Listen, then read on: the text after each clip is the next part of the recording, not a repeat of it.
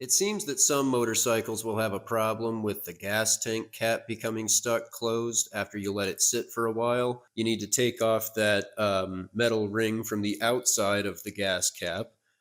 It's kind of tricky because there's this piece of metal that goes underneath the gas cap that you need to get out from underneath it somehow. And you just got to twist both the gas cap and the ring back and forth until they're in an orientation where one uh, lets the other go free. And the gas cap can be moved back and forth slightly because it's mounted on some sort of spring loaded rubber gasket. It's held in there by this bolt and another latch on the back of it. So the bolt is on the front end of the lock cylinder. If you've got it positioned normally in the gas tank, then the part of the lock that is pointing toward the front of the bike is where there's going to be a bolt that moves back and forth when you put the key back and forth, but it's stuck because it's gotten all corroded. So what you need to do is get a flathead screwdriver and pry it open.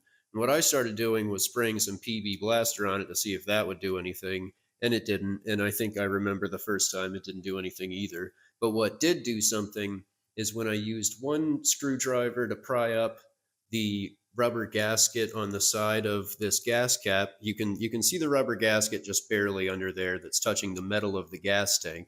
You need to get that lifted up as far as you can so that you can see under it, and you need to be able to hit that with another screwdriver and a hammer so that it can move back into its unlocked position. So you pry up the rubber gasket on the side of it so that you can see this thing and get another screwdriver in there.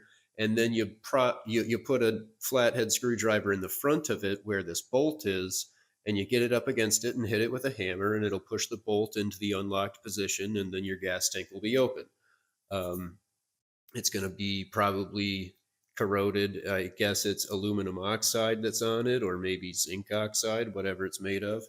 You can try to clean it up, but it seems like it continues to have that problem. But basically what we did was we pried this up into this position so that this gasket is pushed up out of the way as much as possible. You can see because of the marks on this that we kind of pulled up on this metal piece a little bit to bring it all the way out of the way.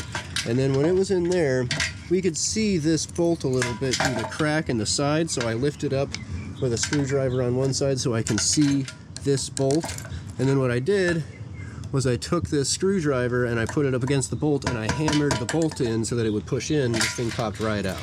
So basically, you pry up on this thing, which you can see if you take this metal ring off. You take the metal ring off, this thing's just floating around in there. You use the screwdriver to pry up on that rubber gasket and the metal thing underneath without damaging it, and then you use another screwdriver and a rubber mallet to pound on that little bolt from under here, like that, until it pops open. And then you've got to like lube it, scrape it, clean it up, I mean, for it to work better.